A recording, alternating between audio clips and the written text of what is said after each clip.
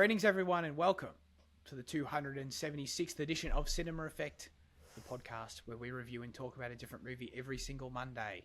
And this week, that movie is Interstellar, which opened in the US on November 7th, 2014. It was directed by, of course, Christopher Nolan. It is a space sci-fi film, and the synopsis says, when Earth becomes uninhabitable in the future, a farmer and ex-NASA pilot, Joseph Cooper, is tasked to pilot a spacecraft along with a team of researchers to find a new planet for humans. Huge. We're finally getting to one of the big, as Jaden calls them, one of the big INs.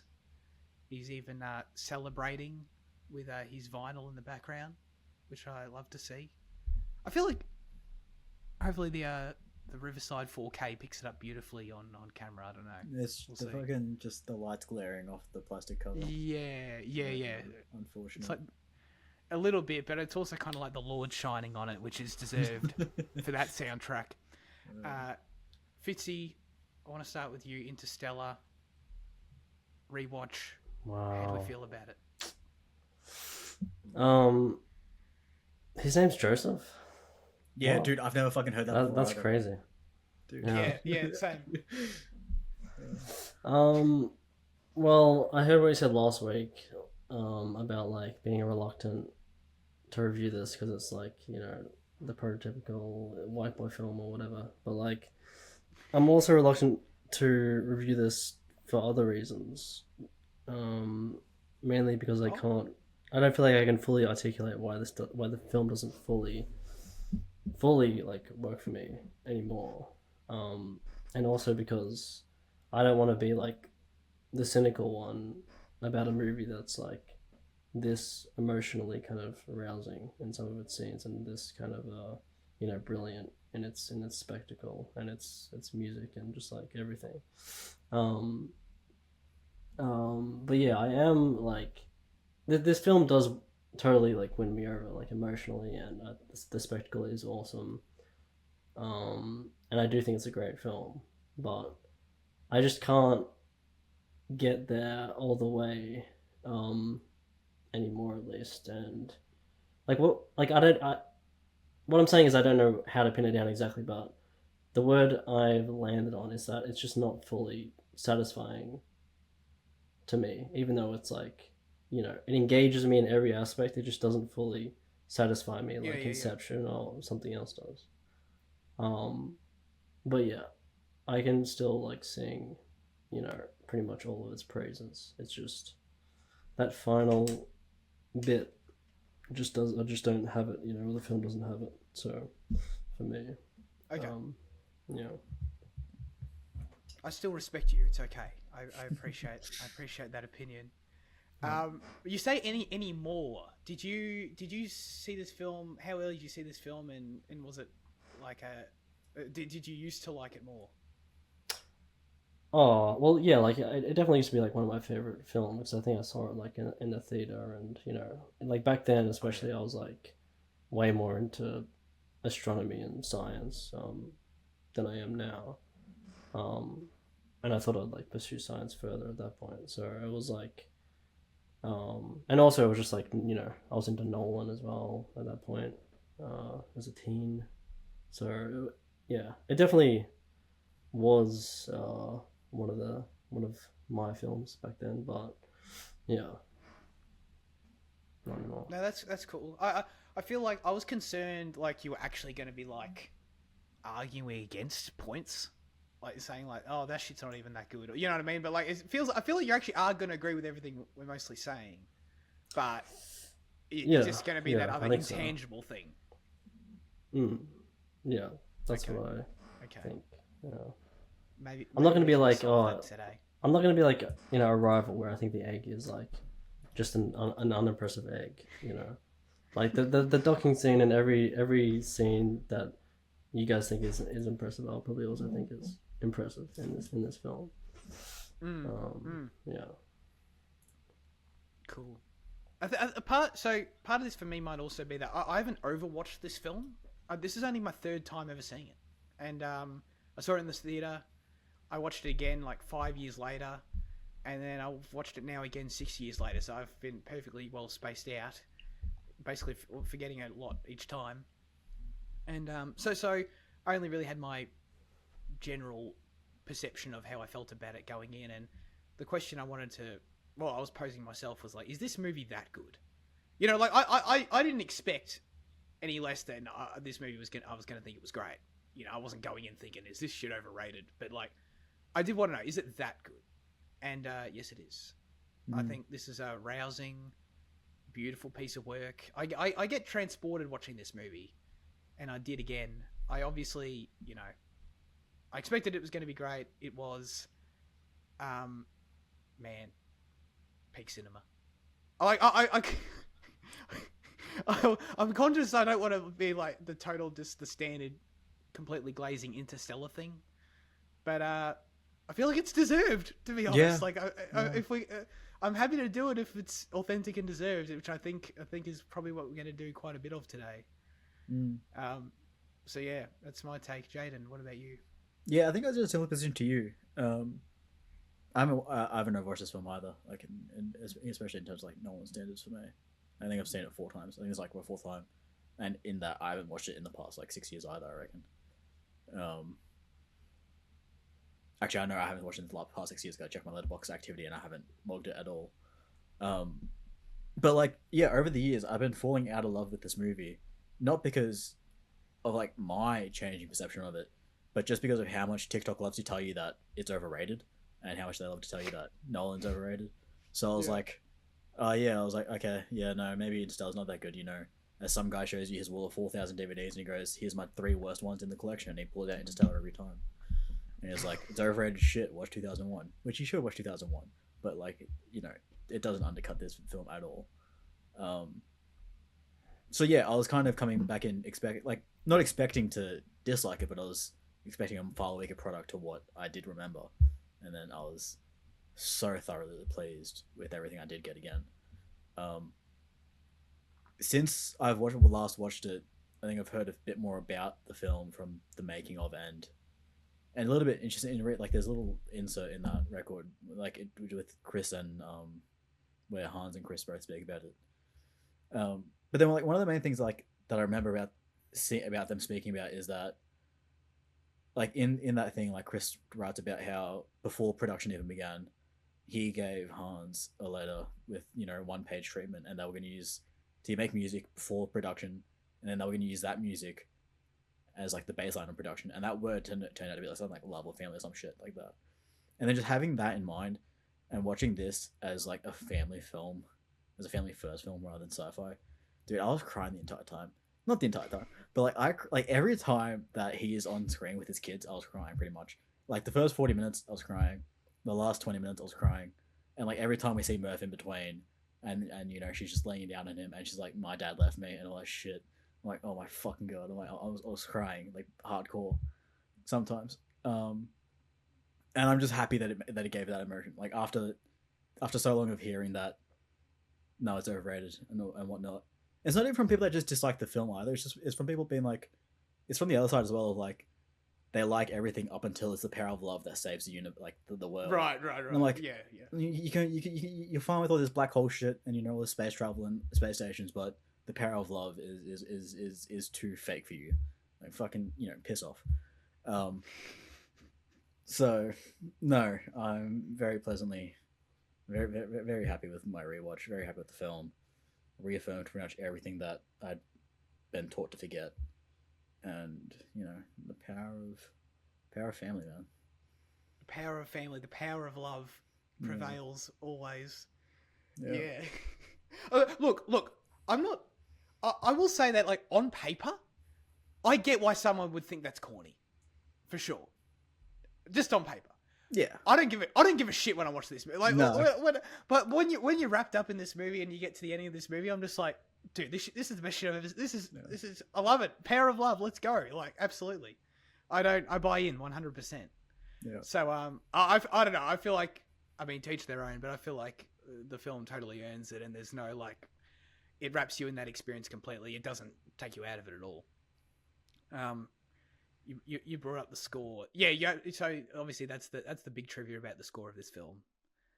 is the fact that Chris didn't tell Hans that it was a sci-fi film or anything. He's just like, just write me a score about love and family and shit.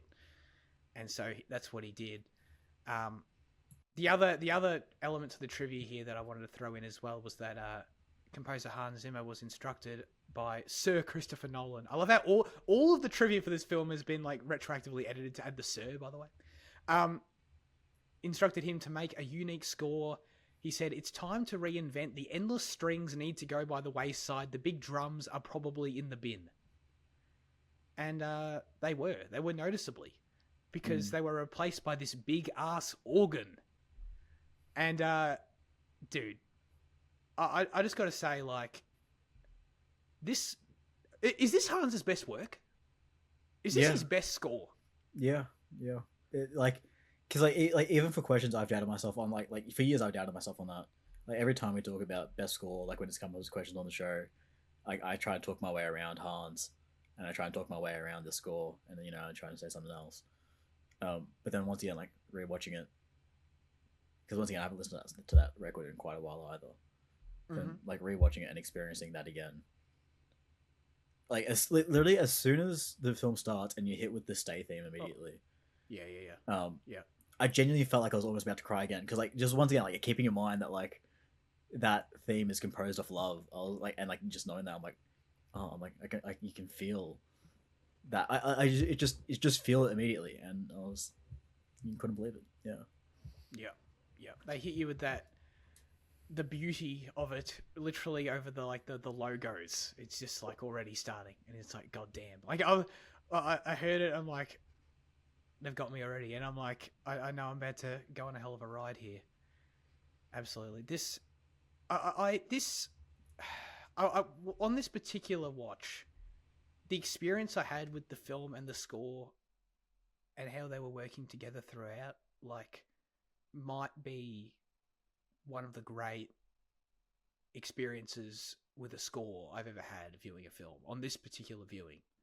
In terms of everything, obviously a film score is meant to achieve, and how it's meant to elevate the visuals and create the emotion and all that. Like, I was just blown away by it on this particular occasion. Like, I'm familiar with the score plenty. Like, I've listened to it separately and all that. Like, it's like I know what it sounds like and everything, but just seeing it paired with the images this time, I'm just like, this is seriously like might be a top 5 experience I've had viewing a film with a score right now. It was unbelievable. I mean, obviously there's particular moments and scenes and stuff, but just that consistency of that organ throughout is just it feels so unique, and it almost, I don't know, this feels like it's funnily enough, like it does feel like it has that all-reaching sort of power that the love does across the space-time. You know what I mean? Like, it feels like the organ is reaching out to me or something akin to that experience that's happening in the story as well. I don't know. That kind of sounds corny when I put it like that, but it's kind of true. That's how I felt watching it. Like, I'm never like too much of like I don't think I'm too much of a wanker when it comes to like sound quality and like music that bad. But like the vinyl master of the score compared to like the digital master is so very different, because like the organ just comes through so much more authentically on the record. Wow. Like to the point like where the first time I was listening to it and I was getting like mountains in particular, like and you kind of get the big, and like it sounded completely different. I was shocked at first, and I was like, oh, this is what it's meant to sound like. And it's just kind of like a transcending experience. Yeah. That sounds epic. Can I come over and sit with you and listen to it on? Yeah, we're just on your record 50 minutes in silence as we listen to it. We just start crying together. Sounds really that sounds really intimate. Yeah. Fitzy, how did you react to the score? You don't have to. It's okay. You don't have to like come in as hard as us. But I just want to know if you thought it was great. Did I think it was great? Yeah. No. I think it's definitely Hans Zimmer's like best. For sure, and just one of the best great film scores. Yeah. I don't know. Yeah, I like what you said about the organ, that it reaches out to you. But yeah, this is probably like the most like emotive score I can like think of. You know what I mean? Like Mm. I don't think any like hardly any other score really beats this in terms of not I think there are there are better scores in terms of like maybe creating the film's atmosphere or something. I mean, the fact that this score wasn't created for an atmosphere and it was just like based on a word makes a lot of sense because like this score is just kind of pure immersion. Mm-hmm. And Yeah, true. yeah, I mean, you can see this is kind of stupid, but if you put this score over like this score is used on so many like reels, you know what I mean? And it makes like any reel like 10 times more, like the video, like the short video, like 10 times more emotive, like whatever content is like put onto it. Um, which is like why it works for this, because I mean, it Yeah, works yeah. in like even even scenes that aren't supposed to be emotional. Um, so yeah, I do think it is It's like a great, it's like great score. foolproof. Yeah, It's just yeah. like you can't go wrong. Whatever you put it over, it was going to work. It's just that good. Mm. That's funny. Yeah, no. Man, there are so many amazing scenes in this movie. So many places to go. I mean, you already. I feel like the ultimate pairing of score and visual and just creating like one of the peak sequences in this film is one you already mentioned, and that's of course like the docking sequence. I mean, why not just go to it? I don't care. Whatever. Seriously, No Time for Caution, I think is the name of the track. Jaden, can you name of the track over the docking sequence? Oh, he's gonna double check. I'm pretty sure that's the name of the track, as I am familiar with it. That over the goddamn I mean, but like the sequence itself is amazing. This is what creates the epic experience that you're witnessing when you get to this scene in the movie, because it's like it's the score, it's everything we've just said about it, at its ultimate climactic moment. It's the most like I guess action tension driven moment in the score throughout, and then obviously coupled with like this insane awesome action piece. I guess I don't know. Would you call it action? I don't know. I guess so. It's of like McConaughey trying to dock this spaceship and how epic that is by itself, and then those two things combined, it's just it's peak. There's nothing else to say about it other than it's just I'm on the edge of my seat watching that shit. You know what I mean? And it's funny. I feel like I don't even really remember. One thing I definitely remember Matt Damon like getting sucked out into space the first time I watched this movie in the theater. But I feel like the docking scene I don't remember as well. But then this time it was just like this is hypnotic. This is like unbelievable. So yeah. Anyway, I guess I'm already kicking off the glaze fest right away by talking about that scene. But I think you specifically already brought it up, Fitzy. So I assume it's like a standout to you as well, maybe. Yeah. I mean, I feel like it's a standout to like anyone that watches it. It's hard not to be transfixed by the docking scene. Yeah. I don't know.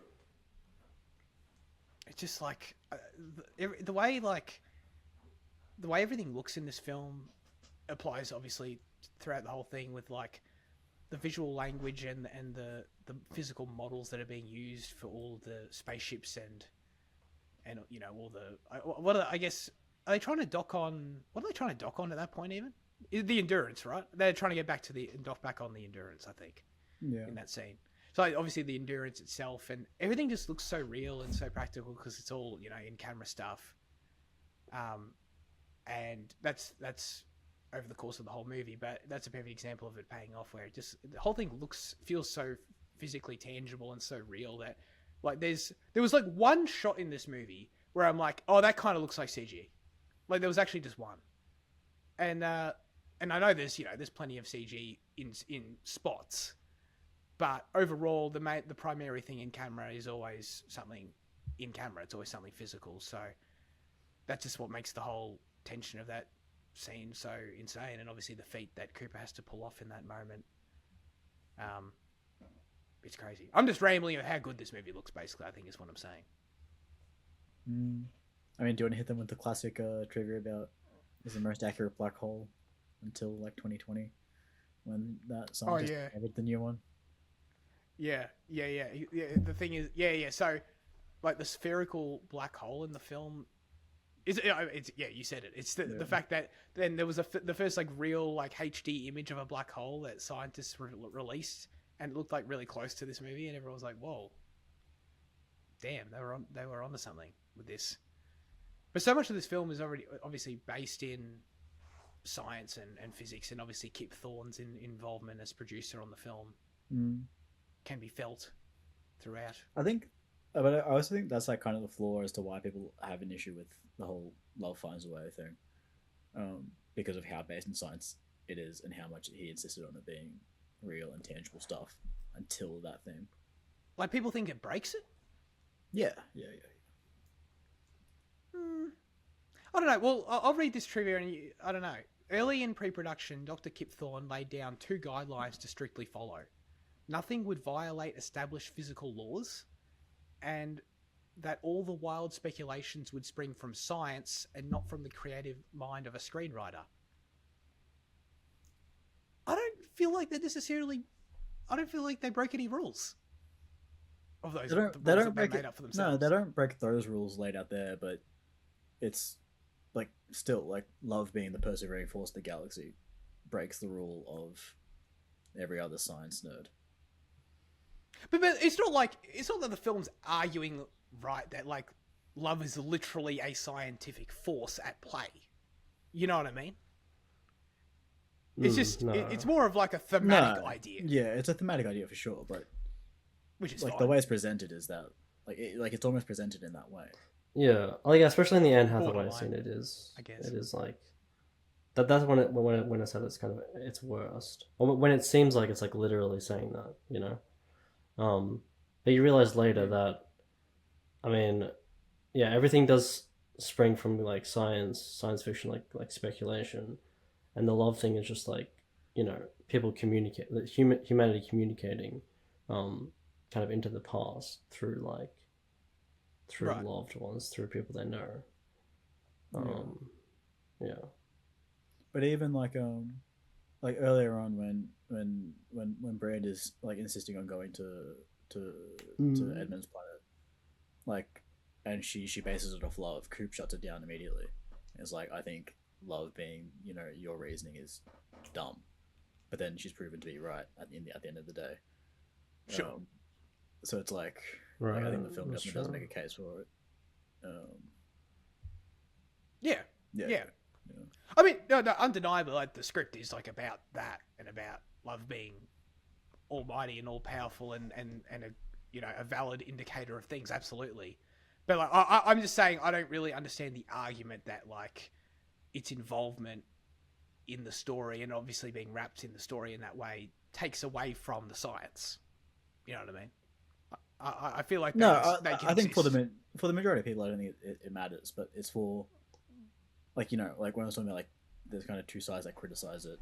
One of the sides is like the kind of science hard people, and the other side is like, you know, the other guys. But like for those science hard people that criticize it, like that like love is the kind of flaw of it. Yeah, they're dumb. Sorry, they're dumb. Yeah, no, man. Obviously the science in this film is interesting. It's the thing. It plays with these concepts so easily. I find where it's like it's pretty wild shit in terms of all the time relativity, but it's just so easy to understand and simultaneously so like awesome that it's just like you've just never seen shit like this really on screen in terms of like the way in which using time as a resource affects other characters' ages and using that as a storytelling device that completely emotionally changes everyone's relationship with each other and, you know, the motivations of the characters on this journey. It's just like it all works together so beautifully. It's so clever. Obviously, I guess you can start at the point of just like, okay, when they go down to Wave Planet, you know, the amount of time they spend there, years, they spend, what is it, like 2 years per hour, I think it is. It's 7 years per hour. 7 years per hour? Holy shit, that's even worse.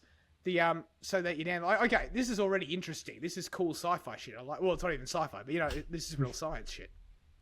This is cool conceptual stuff. Okay, and then obviously they, you know, that whole thing happens. And they come back, and then, what's the guy's name? Romley. Yeah. And then obviously he's super old, and he waited like 2 decades, which is totally insane. And right there, I'm like, I'm already like, this is insane. Like, this is like, holy shit, they made this guy wait 23 years. We just watched the whole thing basically play out in real time. Like, this is already super cool and like, you know, high stakes shit. But then when the real point of it comes through when you start having to deal with all the shit that's going on back home on Earth, and how that obviously ages all those characters and completely changes everything. And, man, everything that the film does in this regard, basically from that moment onwards, when you start getting introduced to the kid characters again as they grow up through the video messages, and it's just so effective. It's just like, it's so emotional. I mean, everyone, I know it's like the obvious scene to talk about is the scene where he's like watching the videos for the first time, you know. Cooper is, and he like watches his kids grow up through these videos and stuff. But my jaw was honestly on the floor during this scene. And I know this scene. I'm very familiar with this scene. It's not like I was, you know, it wasn't a first time reaction. But my jaw was on the floor again. It really is just that good. Matthew's performance as he's like breaking down, the inherent drama in the whole, you know, time relativity aspect to it. The change, like when Timothy becomes Casey Affleck, which is kind of hilarious in its own like meta way. But also, it's just like when it happens, it's just like it hits you like a gut punch in the film. And man, it's just, it's something I haven't seen a film do before, and it's just still that effective to me, honestly. And then obviously, like, we can go on about how it springs off to, you know, all the other the storylines back on Earth and shit. But I just want to shout out that particular moment, everything coming off of the back of the wave planet, and how it affects the story and how it affected me this time, because it affected me a lot. Did you guys find the same, or is it like I also am semi self-conscious, like when I see the clip of Matthew McConaughey like crying, I'm like, you see this shit all the time on like social media and shit, but like does it still work regardless of that, you know? It still gets me like every time, yeah, and it got me this time for sure. Got me bad. Yeah, I don't know. I feel like they jump straight into it as well after they get back from the planet. So I kind of wasn't expecting that scene to be there, like right after. Yeah. It's the same with the docking scene where it happens straight after, you know, Matt Damon gets you know, zooted from the ship. So these kind of these peak scenes, as you call it, just they happen after, you know, so much action that is kind of, it's just like this massive release, you know. Yeah. But yeah, I don't know. It's such a simple format, such a simple scene, but just, you know, paired with the ultra emotive music, it's just very powerful still. So yeah, it works.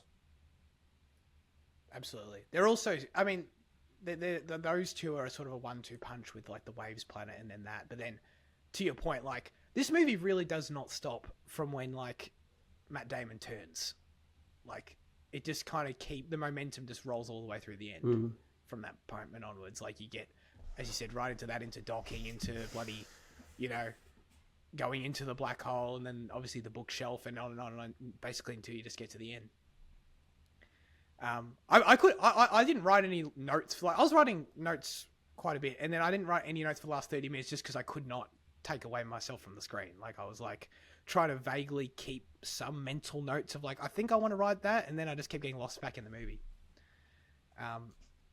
So that's what happened for me.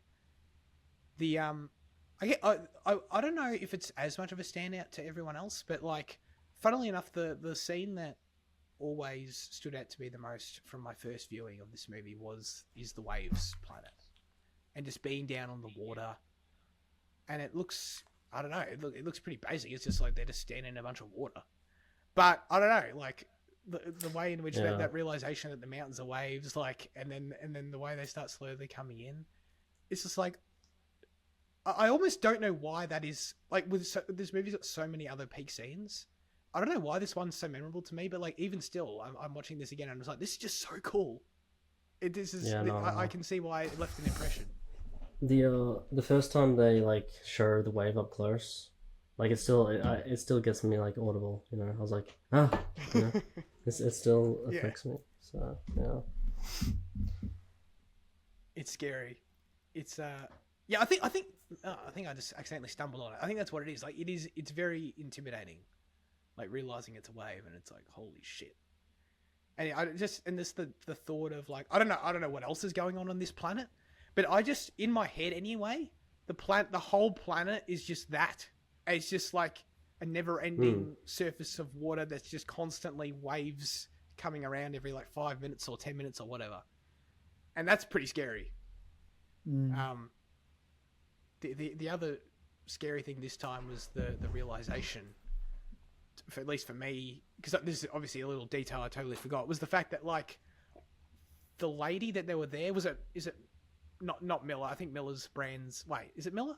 I think it is. Yeah, no, yeah. The other one's Edmonds, like, and then Man. Yeah. Edmund and that's right. So Miller, like the realization she had like just landed like 2 hours ago, in her time. Yeah, just died like, minutes ago.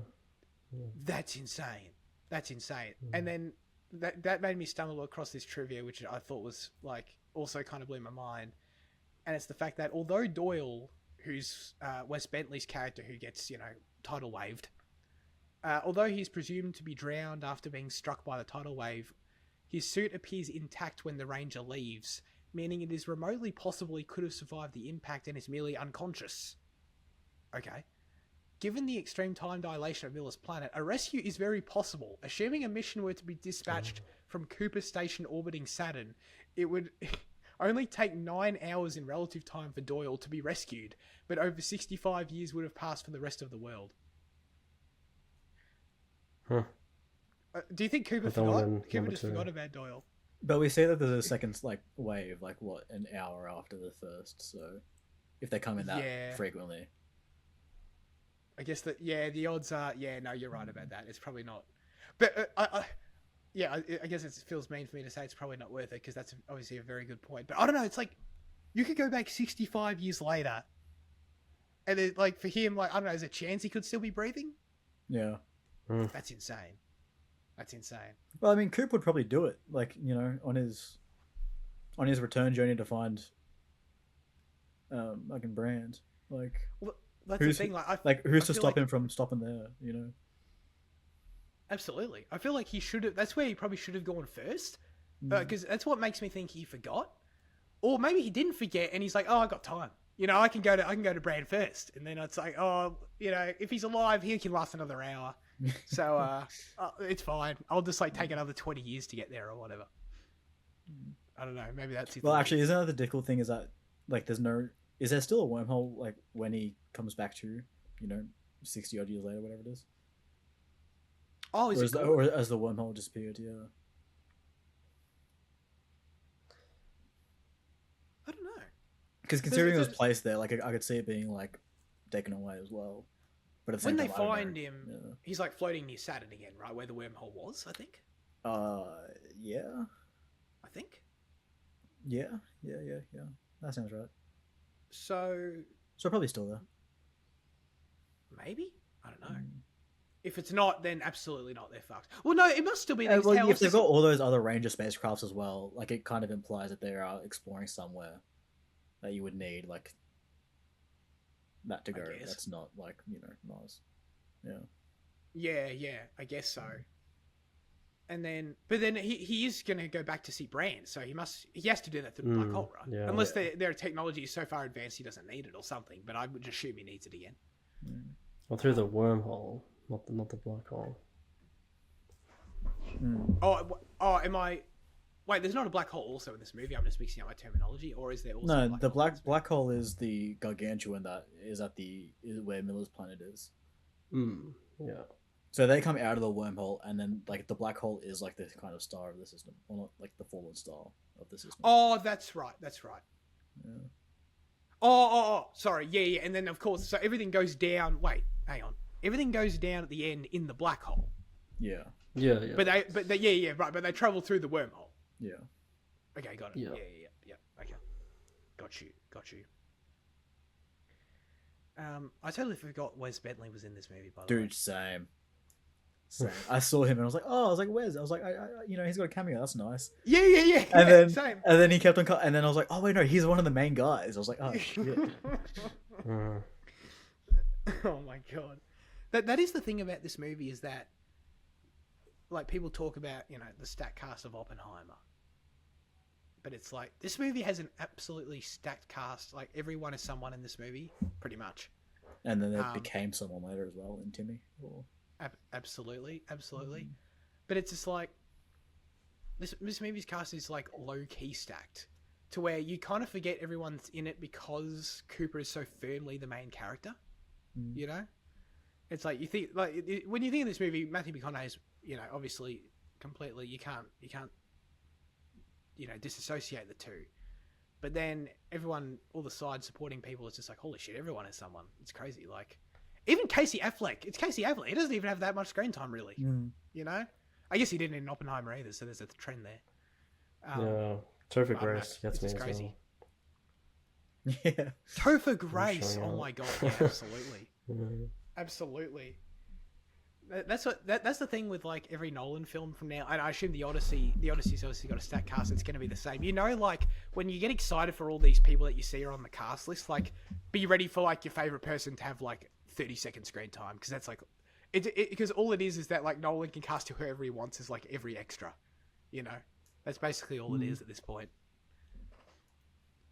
But yeah, no, there's some killer people in this movie. I was kind of I just took note of the fact that we got to see John Lithgow and Michael Caine interact in one scene. That was cool.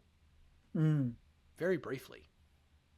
But I'm like, I don't know. Two old guys that you're happy to see, or like? Well, no, I just feel like, dude, for all I don't want to speak out of my ass. For all I know, they've worked together before. But like, I feel I saw it and I'm just like, this has got to be some sort of like epic cinema history moment here, right? These two interacting for like 30 seconds. I don't know. It felt like it to me. I don't know. But yeah, no, they were both great. It was kind of weird seeing Michael Caine with like more hair for a bit. That was like my main thing with him. But he was, of course, he's always phenomenal in these movies. Mackenzie Foy is a standout to me. Yeah, I thought she was great this time as well. Actually. Yeah. I think she, like, just was like once again like circling back to like the family stuff, like how solidly like she like rooted in it. I mean, like people make jokes about how he doesn't care about his son, but I think he shows ample kind of care for his son. That's funny. It's just that she's the younger one that needs like a bit more of the attention at the time.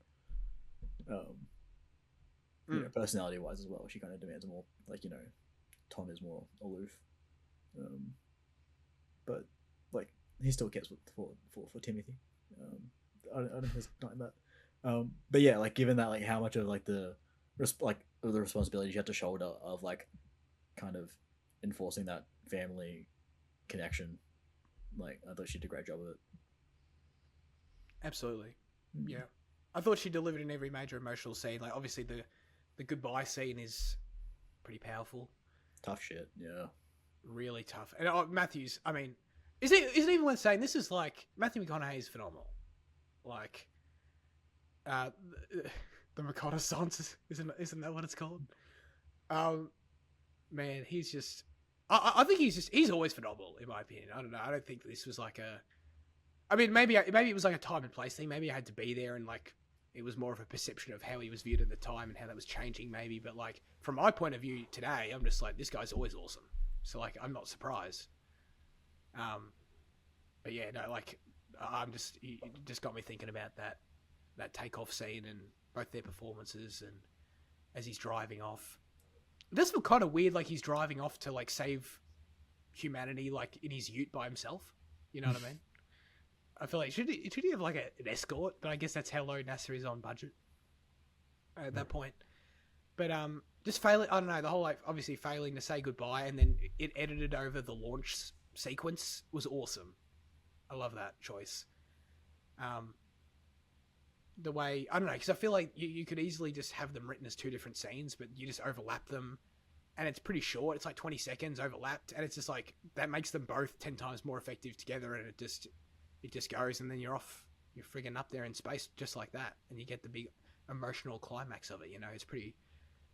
I thought it was pretty genius to combine them. It was a great scene. Man.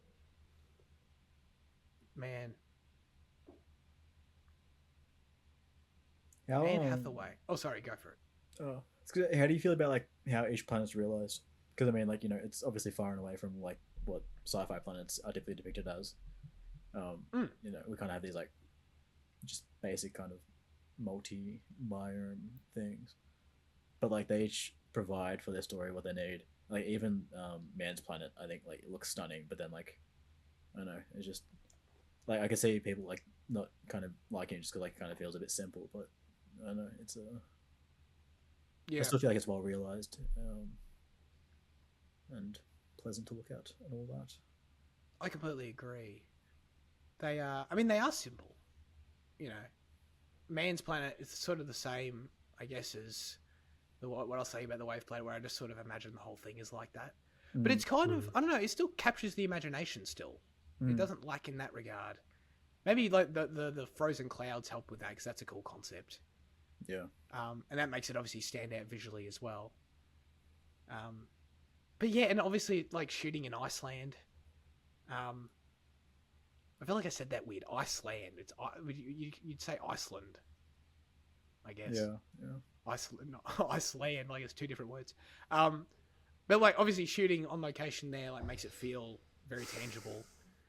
And then you just add like the clouds and shit, and it makes the whole thing. Yeah, I don't know. Yeah. It's I think maybe that's what it is. Maybe it's like the tangibility of each place, like the fact that like it doesn't feel like it's shot in a studio on a screen. Like maybe that's just like Absolutely. It kind of just feels like it. I don't know. You kind of feel the texture through the screen almost. Yeah, and the fact that it's those real like distinct biomes still. Like they're distinct natural biomes. You know what I mean? They're not like, I don't know. There's no crazy jungle. It's not fucking Avatar or whatever. Like it's just, I don't know. It works. I mean, I think them being like uniform and like barren is also just like more realistic, because like a lot of, I mean, these are like the most inhabitable planets they could find. But you know, I think a lot of planets are like pretty similar. They don't have like, you know, multi-biomes as science fiction usually depicts, just because like the atmospheres aren't that like complex or whatever. Yeah. But yeah, they do look I cool. guess I mean that water planet is just water, right? Like As far as we can tell, yeah. I mean, the fact that they could land and it's like so shallow, like in such shallow water is interesting. Yeah. So maybe it's not. Yeah. But like, as far as like the audience knows, it is. Yeah. I just felt like the way they were talking about it was such promise. Like, and the data from it. Like, I know, like, obviously Miller had just landed there hours ago or whatever, but like, I don't know, to me, like, and maybe maybe I'm thinking too strictly, but I feel like no planet that's just that can really be that promising. Although maybe it is, like, maybe the idea is that you as long as it's breathable atmosphere and all that, like, you can build shit on it and you make it work, I guess. But I don't know. To me, I'm just like, can that planet really be that promising if it's just an ocean and like a shallow one at that? Like, you can't even build underwater. I don't know. Good questions to ask normal. a scientist. Yeah. Absolutely. We need Spooky on here. I feel like Anne Hathaway came into this movie with like a bit of a low key vibe in her first scene. She just kind of struck me as a bit different. Yeah, she slinks in the background a fair bit. Yeah. I feel like I kind of usually associate her as like a bit front and center, you know, like a stronger presence. None of this is an insult, by the way. I think it's a compliment, if anything. It's just I like it, but I know I noticed it, and then by the end, I guess she feels more important. Yeah, I know I liked her performance in this movie. I feel like I've got nothing against Anne Hathaway. She doesn't often, like, she's not my favorite part of a lot of movies, but like here, I like the way she was introduced in that first scene, the way she kind of comes in, and then I don't know, I bought into her. Do you interpret her thing at the end, like with Cooper going to see her, as like a romantic thing? When I used to watch it, I did. On this time, not so much. Just because, like, we're told that she still feels for Edmund. So, like, she goes to Edmund's planet, like, with the hope that he's alive, obviously, to reconnect with him. And to Cooper's knowledge, like, she achieved that, hopefully.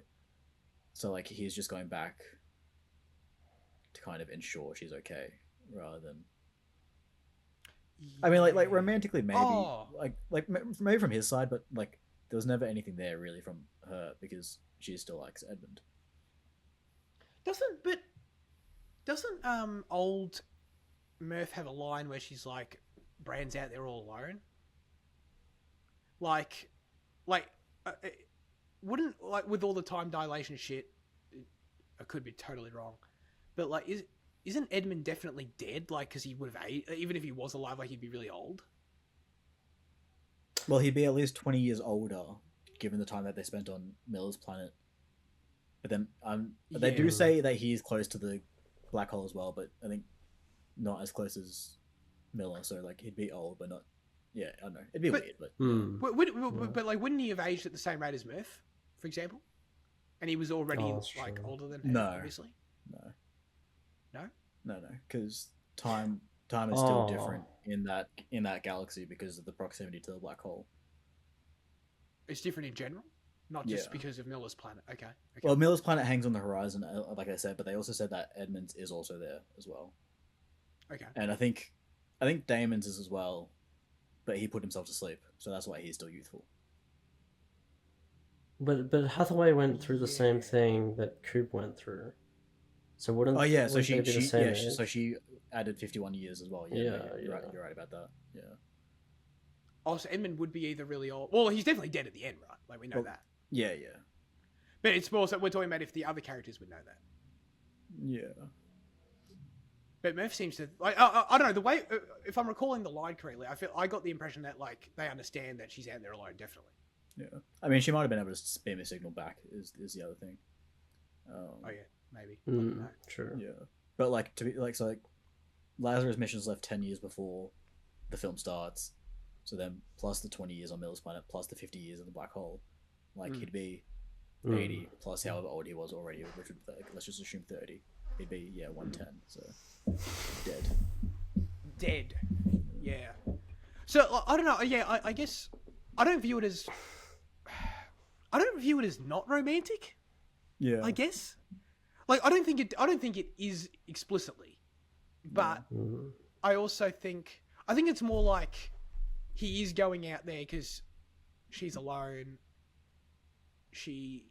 Whether or not, I guess he knows the planet has potential, I guess, is up in the air a little bit maybe, but he's going out there for her as, like, you know, his equal.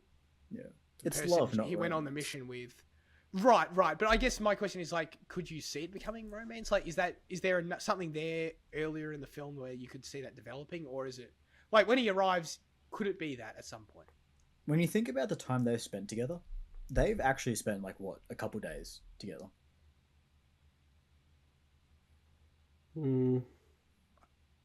I guess, no, sorry. There's like, what, 3 months between getting out of the wormhole and getting to Miller's planet, and then between Miller's and to Damon's.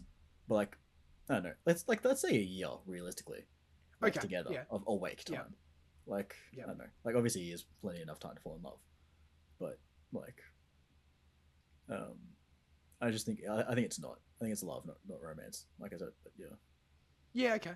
No, I agree with that. I like that. Oh, I don't personally. Yeah. I guess what I'm saying is that, like, it might become that maybe, and maybe I guess that's a bit subjective, but, like, It could be. Like yeah, the end, like, but the ending itself of like him going to find her, I don't view that as like he's doing it because he loves her romantically. I don't view it that no, way. yeah. You know, it's like it's because of their connection. Yeah. Elsewise, you know. I think it's also just as well because of what Matt Damon says about, you know, pray you never have to find out how good it feels to see another human face. Like, Right. just helping her not to, like, you know, like, ensuring she doesn't have to, like, feel that or whatever. Yeah, absolutely, absolutely.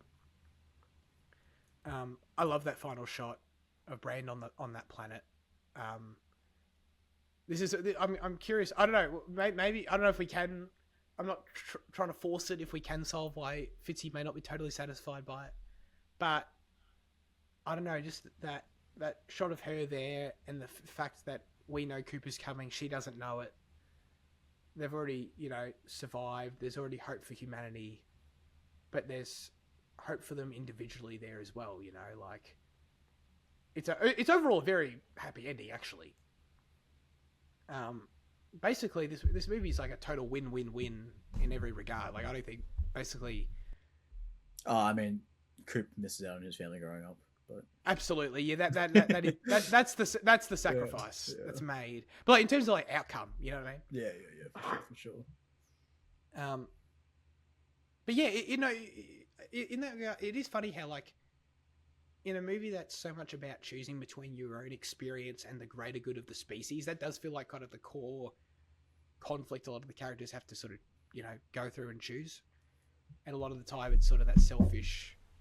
I use selfish not super negatively when I use it there, but you know, that sort of personal perspective, I guess, winning out.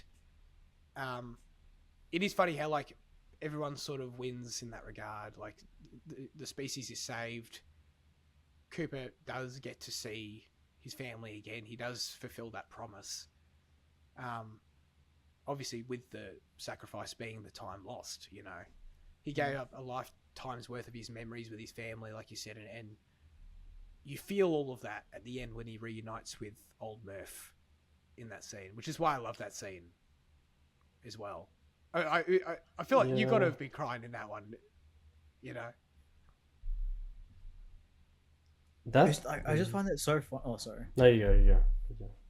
I was just saying, I find it so funny how much my perception of the film has changed between first and like most recent viewing. In that, like, first, like, it was just pure sci-fi epic, and like this time it's just like so much based on the love that like it is just so intensely like emotional for me that like all the sci-fi shit just falls to the you know, to the background. Like, it's crazy that like age just does that. Yeah. Maturity. Yeah, that scene actually doesn't really work for me, like the old Murph scene. That just really doesn't get me. But maybe I don't know. Is that sarcasm? I can't see your blinker light going off. No, it's not, unfortunately. But like, I feel like the ending is just so sweet that it's like, this movie is like I love sorbet ice cream, you know, and it's like the best sorbet ice cream ever. But afterwards, there's like this aftertaste of like, you know, what have I done to myself? There's just like sugar. There's just too much fucking sugar in my mouth, you know. It's like, I don't know. Like you needed some bitter for your sweet. You needed needed a little more bittersweet in the ending. Plus, with the whole love thing, when you combine those two things, like how sweet the ending, how happy the ending is with the whole love conquers all thing, I think that's where the film kind of loses me a bit, and that combination, you know. Okay. I feel like there's just such a strong like regret of leaving in that scene that undercuts so much of the happiness that like it. Like, obviously it is sweet, but like there is just such, I don't know. It feels like it didn't come without a cost. Yeah. To me, I think it's definitely displayed like very significantly in that last meeting. Yeah. The I think what makes it work for me in that regard is like, I mean, like the obvious contrast and shock of it with, you know, it being like he's reuniting with his daughter that we got to know, and she's like here on her deathbed. Well, that's inherently kind of shocking in its own way. But then everyone else in the room as well, like it makes it feel like a very isolating experience watching it. And for Cooper, I assume that's the intent, where it's like, it's crazy how they're all Murphy's family in the room. They're all naturally his family. He's like their grandfather and great grandfather and so on. But he's such a stranger to them when he walks in that like the little reaction you get of them just kind of being like, oh, we know who this is, but we're just going to back off. And then Murph gets the moment with him, and then he just has to move on. And she says as much, like, my family's here for me now. You need to move on. There's something there that resonates with me. I don't know, quite powerfully about. I don't know, like, this is a half-baked idea, but I don't know, something about like the different kinds of relationships we have with each other, how we see people in a different way than other family may see us. I just think about everyone else in the room and just like crazy, that reaction, how like Cooper must feel so isolated in that moment as a result of that. And to have like basically the only person he knows alive, that he loves alive, like, be surrounded by strangers, and that's who she's comfortable with. It's just like the most extreme representation of that for me. I don't know. He's surrounded by people, but he feels so alone. That's why Murphy's right, I guess, that he needs to go and find Brandon. That's why it's like that. I find that satisfying as well. Where it's like, after that scene, I'm like, yeah, you definitely need to go find Brand, dude, because like you've got, I need you to have. She at that point, she's like the only person left he's got any connection with, And and fucking Tars. And Tars, absolutely, yeah. Like he's not gonna. I don't know. I guess you can make an argument. Oh, why doesn't he just like get to know his great grandkids or something? But that's weird. Like it's so unnatural, obviously, that he even is alive and exists. That like it's kind of feels disturbing, and like it disrupts the natural family that's been already built. That he kind of does need to go and be back with his own people, aka Brandon, Tars. Yeah. I guess all that makes it. Yeah. Yeah. It's just like too much though for me. It's too much emotion for me. Like it doesn't. It's so like I get the idea, but it's too much emotion that it becomes like such a movie idea. You know what I mean? Okay. But it's all like they say at the start. John Lithgow says, this planet was never enough for you, and then he echoes that sentiment at the end, where he's like, I never believed in, remaking what was already there. Like it is about exploration for him. Like that is also tonally, thematically consistent with him as a character as well. That like he's not content with the now. Yeah, absolutely. That's obviously inherent to him as a character. That's what makes him interesting as a character to me. I love Lithgow's line where it's like, he was born 40 years too early and 40 years too late. And he's just in this, for who he is and his skills. Oh no, what happened? What were you saying there about like Coop as a character and like the now? Oh, well, you were saying like it becomes too much of a movie idea in that he doesn't want to, like, him not staying there, and that he has to go back out. But that's what. Oh no, it's not that. It's just like the actual meeting itself between the two, and like the family all being there, like the hospital bed scene. Like I feel like that is very movie as well. I don't know, like that, like reuniting with like someone in the hospital. That's kind of. But that's also something that like, she orchestrated. Concept. Like, told that she was on like suspended sleep for 2 years, like on the faith that he would come back. Yeah. So like it is a movie idea, but like it's built to be a movie idea by the characters within it. So it's like I get that it feels perfect, but that's because like it was meant to be feel perfect, from her end. You get.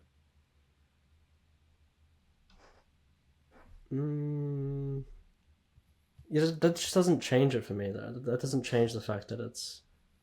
Yeah. Like yeah, I don't know. No. That makes sense. Fair. It is very movie. I don't like the whole, just the idea of the scene. Like I get it, but I love it. Yeah. And I mean, it only feels because like there's like 3 weeks between like him waking up and like that meeting. So like, I mean, it's cut to feel like it's a bit more idyllic than what it actually is as well. Is the other thing. True. True. Yeah, but like we also haven't spent time. I mean, we get like clips, obviously, of her talking about her previous life, but we haven't really spent time with the old Murphy enough for me to really care about that part of her character. You know, like if it was like actually like if it was like Right, Jessica right. Chastain and Murphy and Coop, I would be like bawling. You know, but it's not. It's this like old version of her in such a, you know, Maybe they should have done yeah. the I don't know. Curious Case of Benjamin Button thing where that it's Kate Blanchett and all the prosthetics and it looks amazing. Get Jessica in there in prosthetics. That would have worked. Maybe. Yeah. I didn't realize that it was old Murph on the documentary. At the start. Yeah. At the end either. To be honest, They kind of slipped that in. I was totally blacked out on that. Dude, I remember being so taken aback by the documentary parts, like when I first watched it. Because I was just so confused as to what I was like watching. I was like, I swear I bought a fucking sci-fi film, not a documentary. I'm like, what is happening? I'm like, is my copy like weird? I was like, what's this? And then even this time, like it was intercut like deeper into the film and like a bit more in it than I remembered as well. The other thing. Yeah, I mean, can we talk about like the? I mean, I think the sandstorm thing at the the dust storm thing at the baseball game, and that's really cool. And like the dust storm coming to the house, but like, Zach, does this film make you care about the environment? Because that is what this film's about. You know, Well, like, kinda. does it make you But it's not necessarily about like prevention though. It's more like we'll be able to find a solution no matter what anyway. The thing is, real life's not science I think the fiction. film. I think Nolan would want to prevent this. So. I don't know. I feel like Elon wants us colonizing Mars soon, doesn't he? I don't But know. one of the most famous slogans of like climate activists is that there is no other planet, because it's not science fiction. Yeah, well, that's why they're activists and I'm not. But no.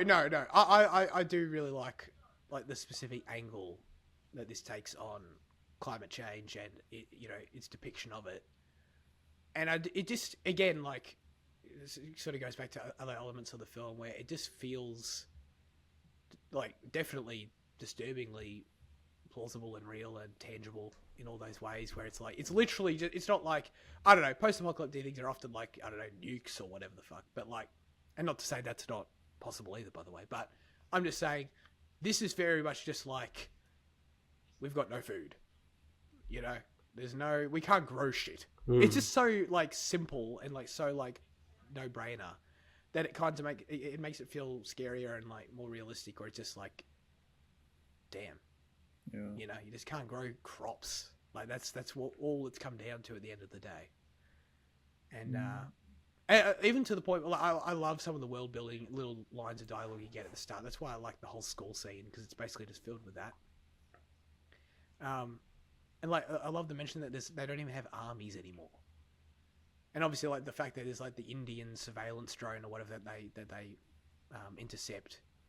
It's just like the whole geopolitical landscape of the world, like the little of it we understand from this film is that like it's just basically non-existent at this point because everyone's just trying to survive. Like everyone's just out there doing their thing, just trying to feed themselves basically. And all that was really interesting. The fact that the government, like the official line, I guess, is that like the Apollo missions were a hoax is like crazy. It's really cool. It's really cool world building. But yeah, I like the idea being that they say that on purpose, right? Like to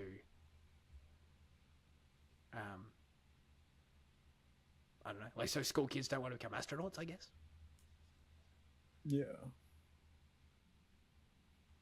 Or like engineers or like interested in science. Right. But it doesn't work on Cooper, but that's the idea. That's why he's an outlier, I guess.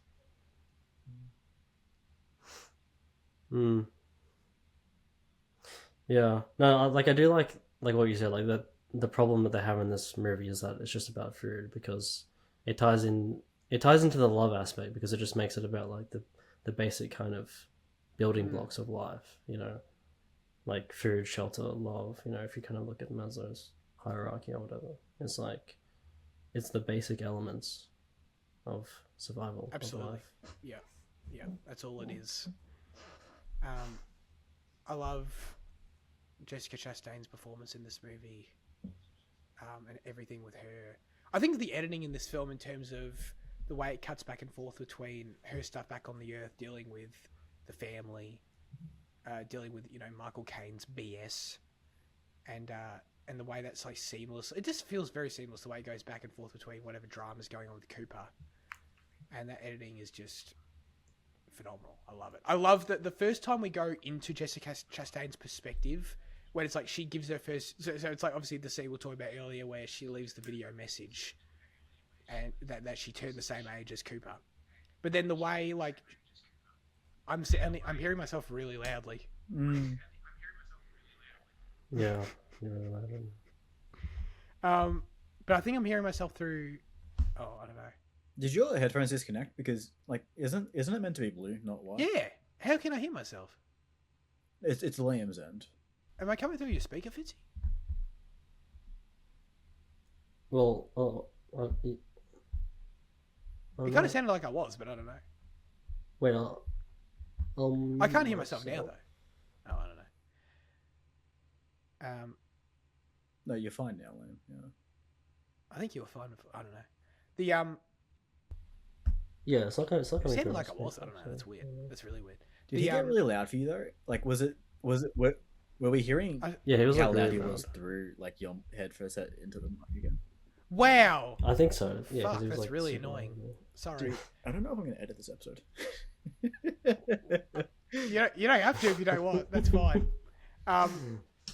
Sorry. The point I was just trying to make was that like Cooper gets introduced to Jessica Chastain's older version of Murph, and then as she cuts off the recording, the way it goes like basically through the screen almost to meet her, and then you sort of take on her perspective for 10 minutes or so.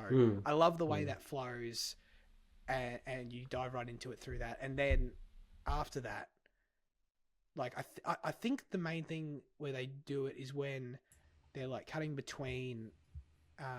It's when like Cooper's like having the fight with Matt Damon, and like he's like trying to survive, and he's like barely holding breath, and like Brand's trying to get to him in time and all that.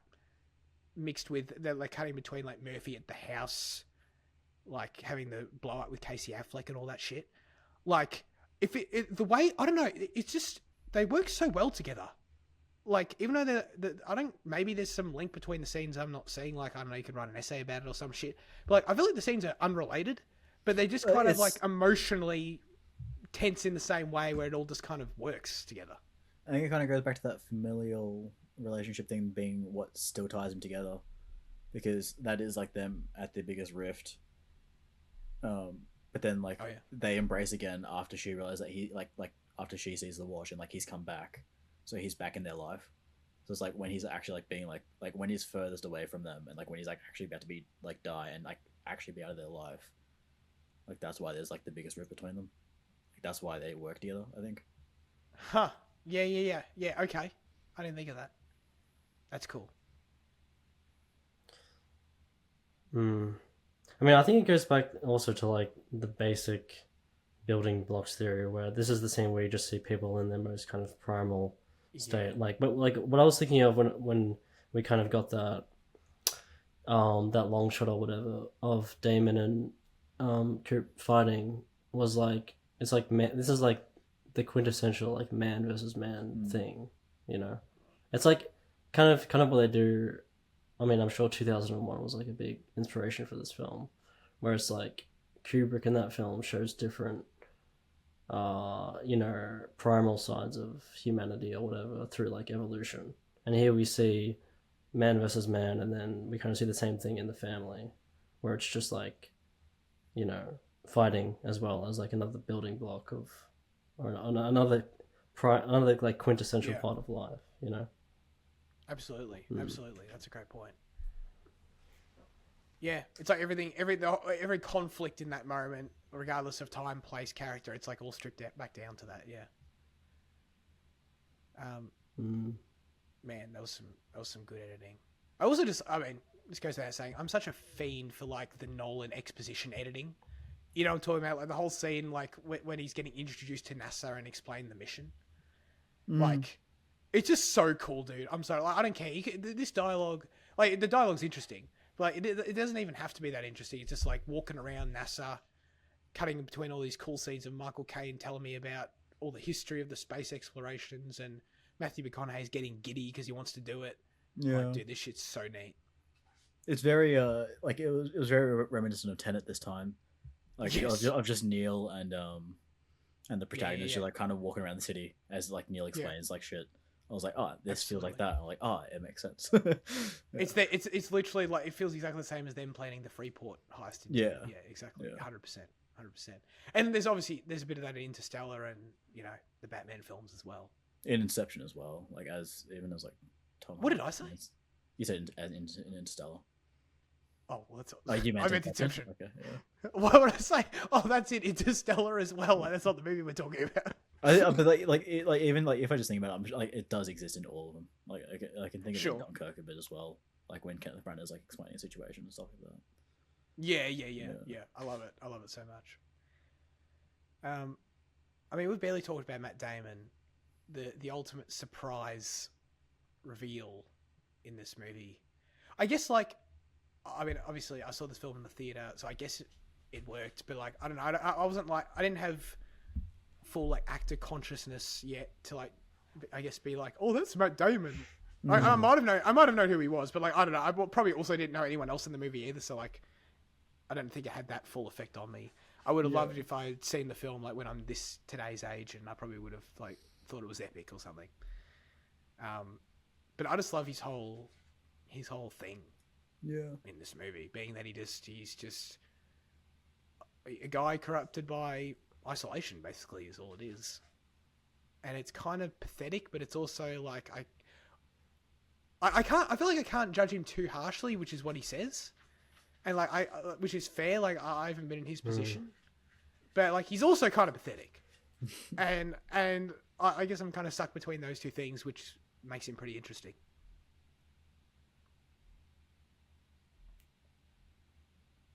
Yeah, he's very much been at Astrid, you know.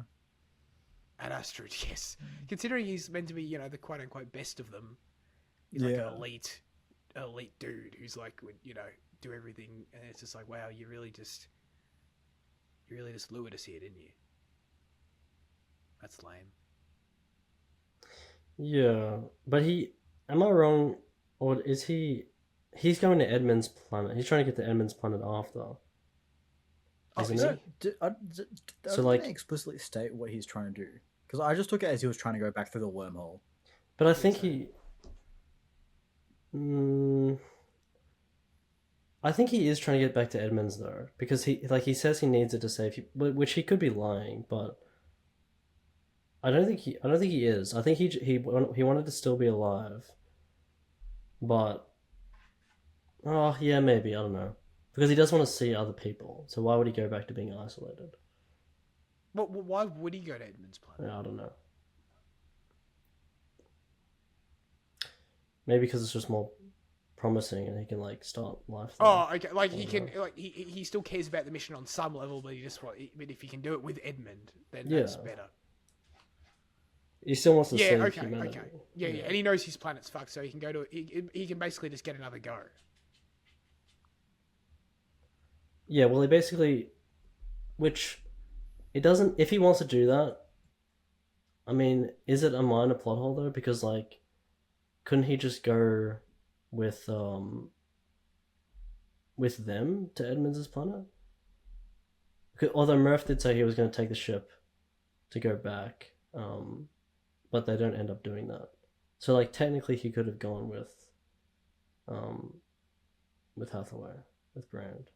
Maybe, but like, what was if he was going to? What was going to be their reaction when they realized like his planet had no potential and he was sending out a false signal the whole time?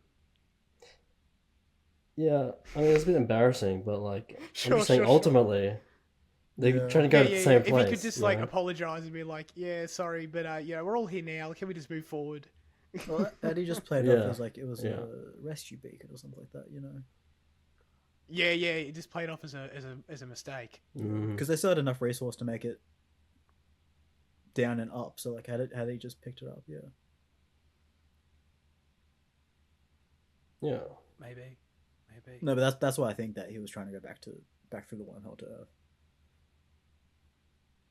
I feel like he is meant to feel like there is kind of nothing redeemable about his specific motivation to that point, which I feel like would be he's just trying to go back to Earth. You know. I don't know. I just see the way he's like scurrying. But you're creating back. a plot I still hole for think he yourself that you don't cares. like when you don't need to be.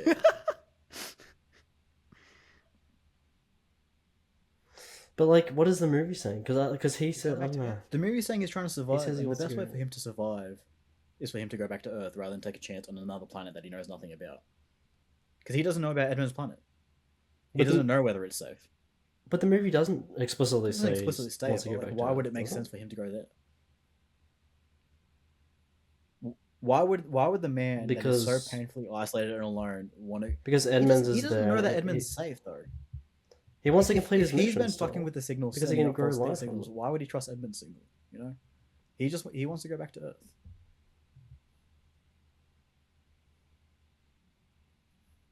But he's still okay.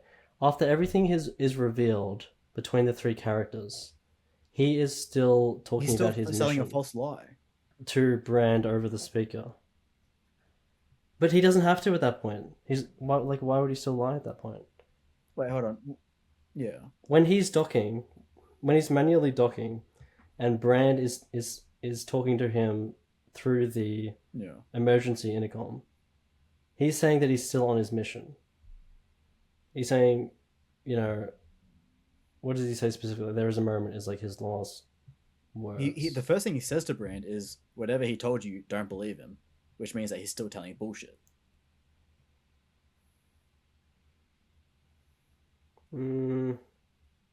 He says, "I don't know what he told you, but something.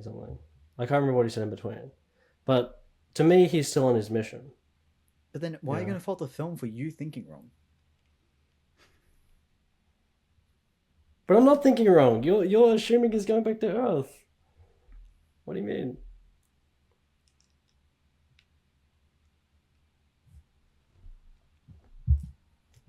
Because like, doesn't he? Maybe he just wants to go with like Edmonds and like, if he can grow life there, if they can like artificially create life, then he would have company. You know, on fucking Edmonds' planet, he wouldn't be alone. And he says he's doing it. He does say he's doing this for the betterment for humanity. He does say that. So like that indicates he's still on the plan B. But if that's the case, there's no need for him to lie about his planet for so long to try and strand them there. But he wants to still be alive and not isolated. But he also wants to complete the mission. He wants both things. That doesn't mean he wants to go back to Earth. I mean, either one works for me, but it's just that either one doesn't work for you. So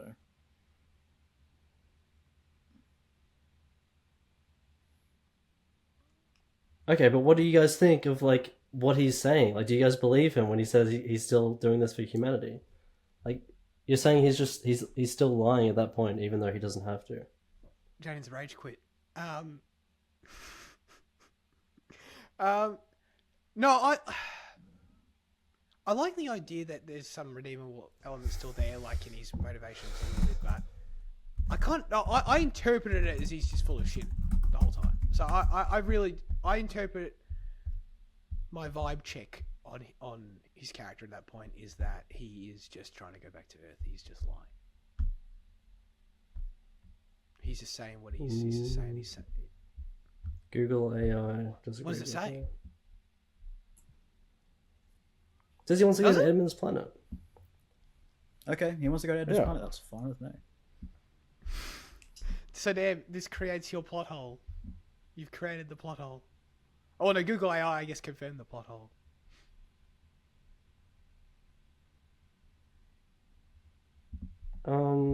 Yeah, Yeah, I mean, on the wiki, it says, like, he wants to complete Plan B with the surviving crew. But I didn't create the plot hole. The plot hole's in the movie. I'm just... But what's the plot hole Yeah. now? Is that you like he created Noticing this it. strife for himself in trying to strand the others.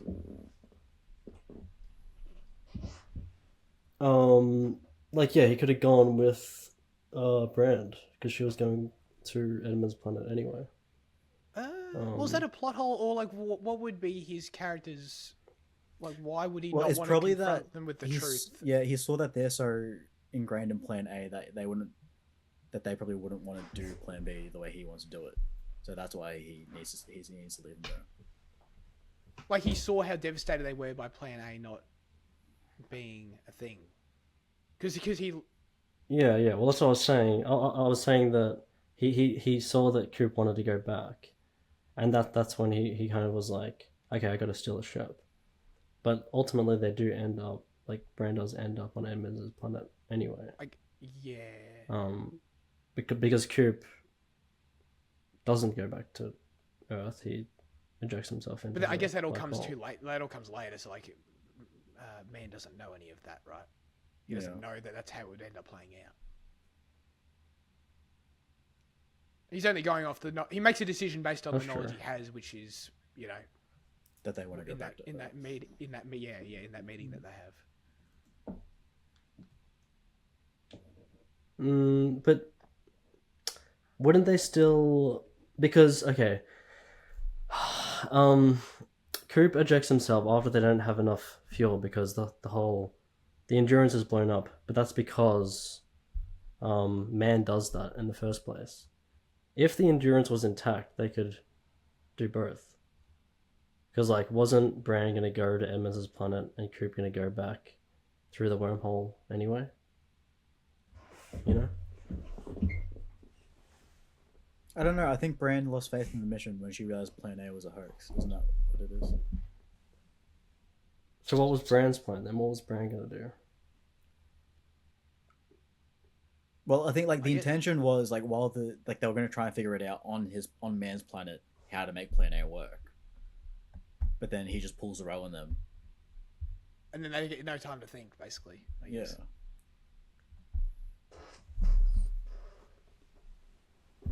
Because they believe that that man's Yeah, but- planet is viable up until he betrays them, and at that point they need to follow him They to make sure just- that they don't get stranded.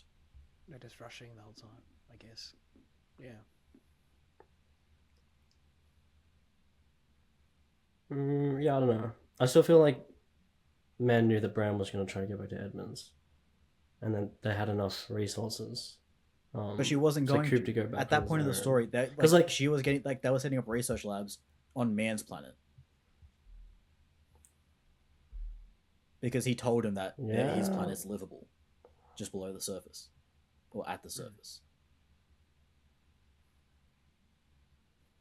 But like if Brand would have known the Man's planet isn't habitable, what makes you think she still wouldn't have wanted to go to Edmunds, and why wouldn't Man think that they could both go to Edmunds? Well, it's because of that video message that revealed that plan. Like I think it goes back to that in that when she real. Oh, hold on, no. But we're talking about what ifs now, right? Like, that what you just described, Fitzy, didn't happen. Yeah, but it's not that inconceivable.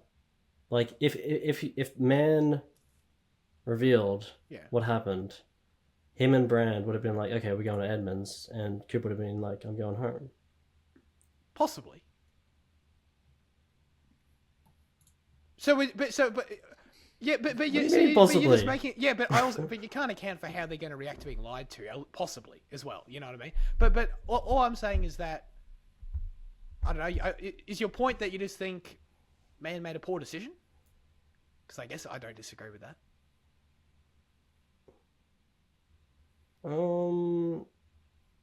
I guess. Yeah, I mean, they could have just talked it out, and he could have gone with Brand.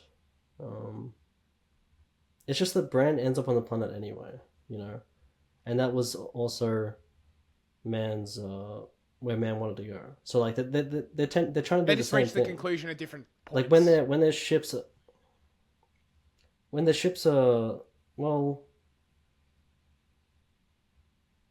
I feel like instantly after Bran learns, she's like, okay, I'm going to Edmonds. And the same thing would have happened if man revealed that information Does she come to earlier that to conclusion? her. Well, where else is she gonna go?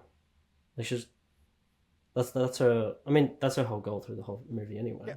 Yeah, but I feel like Matthew to go to McConaughey kind of Edmonds. makes her go to Edmonds when he ejects. Like he does it for her.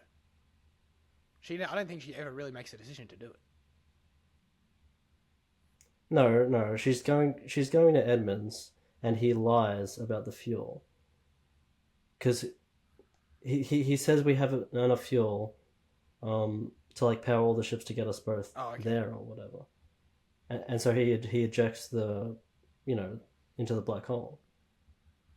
That is always her goal. He doesn't convince her of that because she loves Edmonds and wants to go to Edmonds. Like earlier in the film, you remember she was trying to convince them to go to Edmonds instead of Hellas or. Look, I'm happy to concede this point because I feel like we've been talking around the same minute thing for that's like insignificant for quite a while.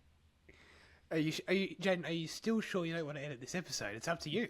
No. I'm happy to move it around to leave it there. I concede. You're right, Liam. Let's move on. A desperate cry. Is there anything else major we want to touch on? I've got more points, but I also don't want to keep going forever. Is there anything major? I always see this like just back to Chastain. I always see this more as a McConaughey Chastain film than I do see it as McConaughey and Anne Hathaway.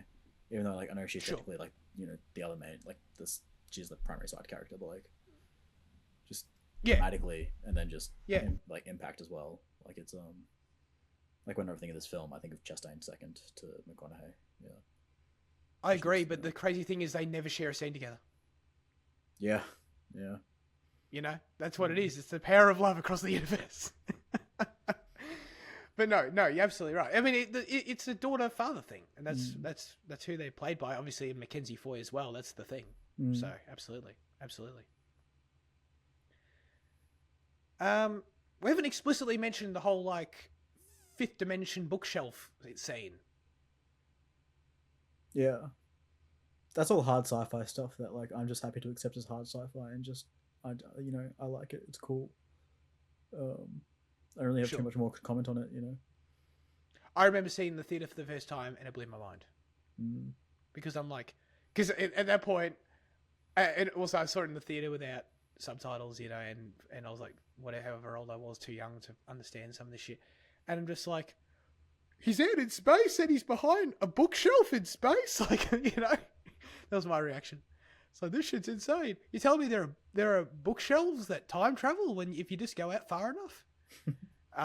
So I still think it's like super cool and super unique, and obviously ties the whole thing together with the ghost and the love, and it's so satisfying. Yeah. No, you're right. I definitely undersold it.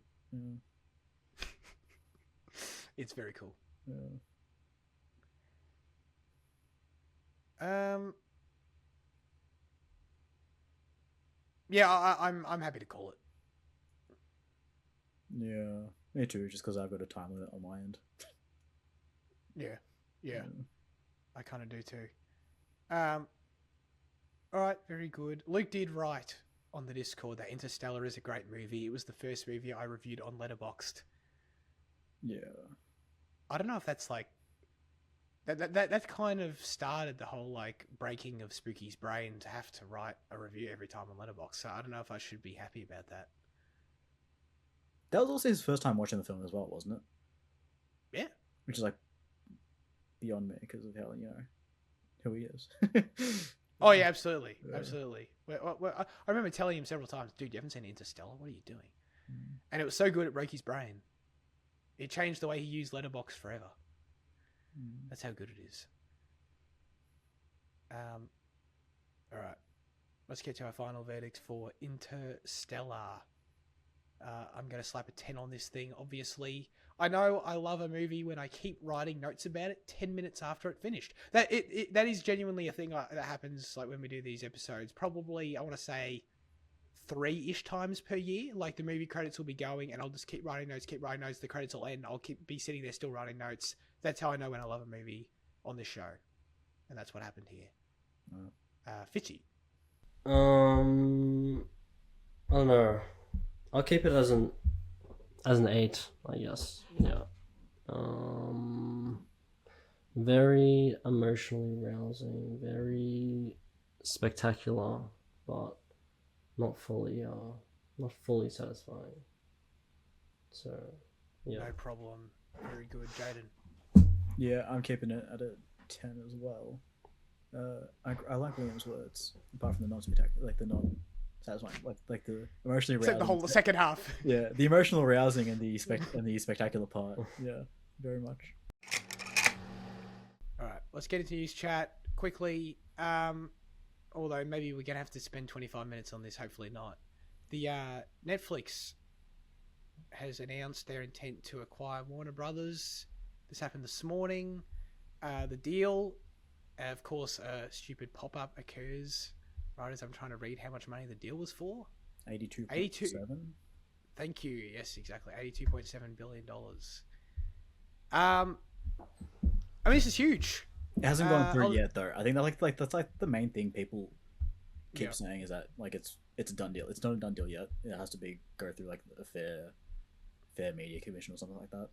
Regulatory approval. I think it's the FTC in America is how that works. I believe. Which like I doubt it's gonna get blocked, but like there is still like hope. Yeah. I mean, I would bet on it going through. I think it's possible it gets blocked. I don't think it's like a tiny possibility. I don't know. I'd give it in like the 30 to 20% range maybe. But so I think it's still very much in the realm of possibility, but I wouldn't necessarily put money on it either.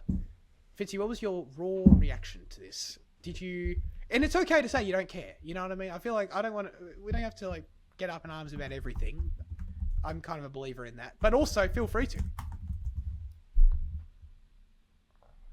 I don't know. It's kind of weird. It just doesn't really feel like these two companies should coexist. Like, okay, well, they should be, as one entity.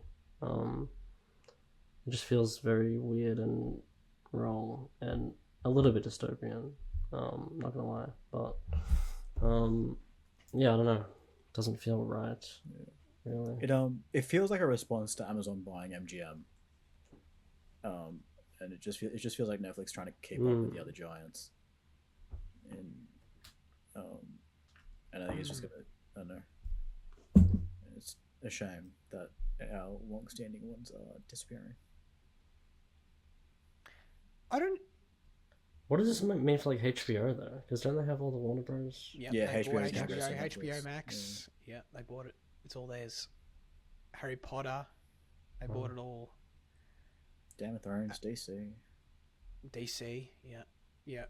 Every HBO show you've ever liked, The Sopranos, Succession belongs to Netflix. Yeah, I kind of I do disagree a bit with you, Jaden, but like in a worse way, where like I think it's kind of worse than just like, oh, they're just trying to keep up or they're just trying to counter a movie that someone else has already made. Like like I don't know. I try not to. I'm not really a doom and gloom person too much, but I mean this isn't good, and it is pretty much unprecedented. I read an interesting piece on Variety today that I agreed with, which was that, like, I guess the closest comparison is the one you made about Amazon acquiring MGM. But the point the piece made was that it's not really a valid comparison, and this is kind of unprecedented because Amazon buying MGM, what was that, like 4 years ago or something? Like, it's just not the same. MGM is not what Warner Brothers is today. And was not what Warner Brothers is today. In terms of MGM was, a movie studio. They had Bond. They weren't really a major theatrical player at the time, right? it didn't really change the cinema business, them being acquired. We're talking about Warner Brothers here. Warner Brothers this year alone has released Sinners, One Battle After Another, Superman, Weapons, on and on. Big tentpole theatrical films this year, huge ones. And the idea that Netflix just bought them, the concern kind of explains itself right there. It's like, so that's not a good sign for us seeing big films in the theaters in the future. Yeah. You know, this is one of the last true big Hollywood studios still going with that model, along with Universal and obviously I guess Disney as well. But this is it's being swallowed up by it's that caliber of huge studio being swallowed up by a streamer. Kind of the first time it's happened. Might not be the last time, but concerning, you know. I know they talk fucking what's his name, Ted Saros, the co-CEO, he's talking about all this stuff about, we're going to keep, we're just going to keep Warner Brothers, keep doing what they're doing and all that. It's like, bro, come on. Like, fast forward 5 years, you're telling me with a straight face you're still going to be, like, financing PTA's next film and putting it out in cinemas. That's the biggest worry, is that Saros for years has been saying that he's been very much against the theater model for years, and has been, advocating the Netflix model of streaming and all that shit. It's like, that is the worry for films, is that, like, we're no longer going to get that 3-month release window of films in theaters. Because, like, the thing with, like, films you mentioned before that came from WB, most particularly Weapons, is that Weapons made the money it did via word of mouth post-release, like, 2 to 6 weeks after it came, like, it was dropped in theaters. So it's never going to get that chance with the 2-week window that Netflix currently goes by just to get awards consideration. Yeah, exactly. Yeah. And I think he made a comment about, like, we're gonna keep, the release model is gonna, WB is gonna have the same release model, but I think he already made a comment that that they're gonna phase it out, like, eventually. It's just a very odd ad ends deal, like, on like movie making philosophy. Yeah, exactly. Yeah. Plus, like, how many of these HBO films are going to get, like, Netflixified now? How many are there to get the Frankenstein Guillermo del Toro fucking treatment? I think the other thing as well is that, like, Netflix can't buy the rights to, like, a lot of songs and, like, sounds, just given the way, like, sound, like, like, licensing rights work. It's the reason why, like, Evangelion has, like, a different soundtrack or, like, different voice actors on Netflix and stuff like that. So, like, a lot of the products you do know are going to sound differently to what you're aware of. Like, especially, like, it wouldn't surprise me if, like, the HBO sound, like, the Soprano soundtrack sounds different, or, like, there will be things that change, just because of licensing rights. Yeah. Man. It's a bummer. It really is. So, like, I, to your point about the 2-week theatrical window, it's like, I mean, that's what we're looking at.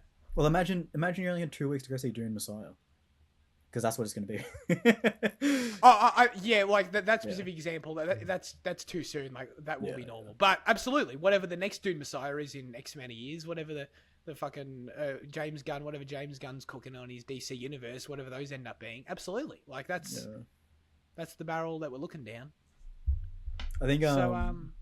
I think I saw that Nolan and a few other big wig directors are getting together to try and petition against it. Sure. But I mean, all they we can know how do... petitions do against $82.7 billion. Oh yeah, but it's not a petition. I imagine as much as it is. Like, I already saw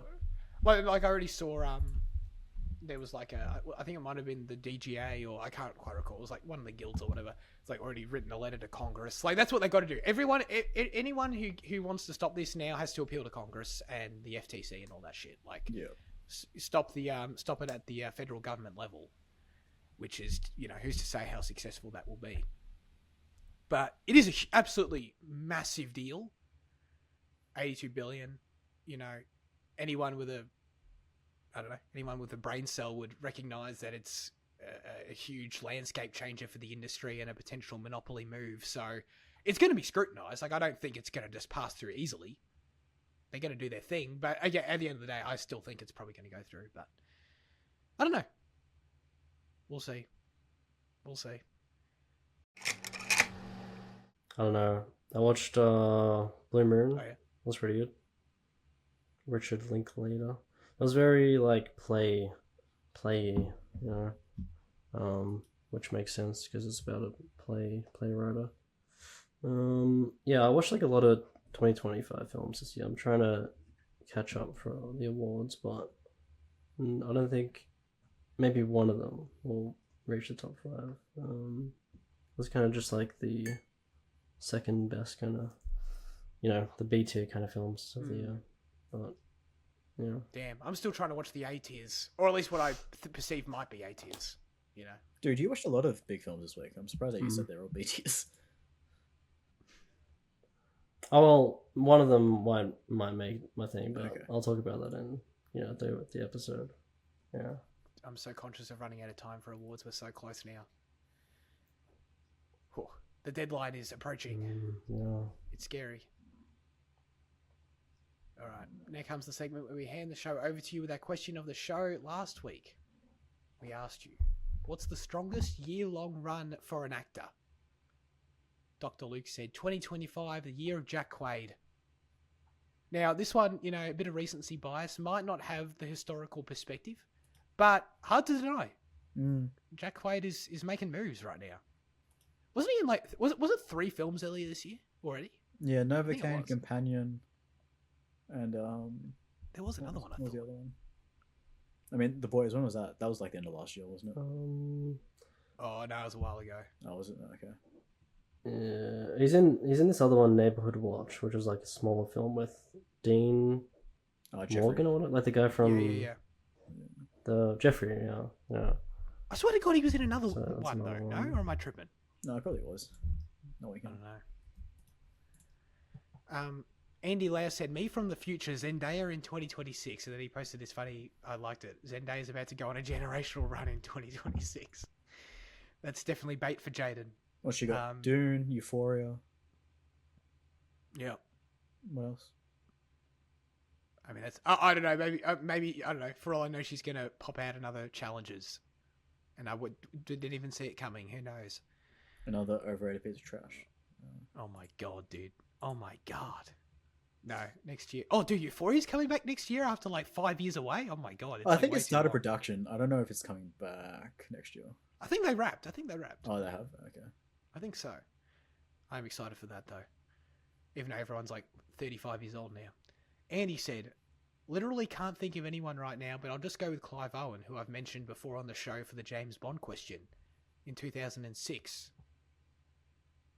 He's saying Clive Owen in 2006. He was in a masterpiece called Children of Men, a Spike Lee joint called Inside Man, alongside my man Denzel and Jodie Foster, and made a special appearance in a James Bond type character in The Pink Panther. Last one didn't make it strong, but it was memorable. Interesting. Okay, I like that.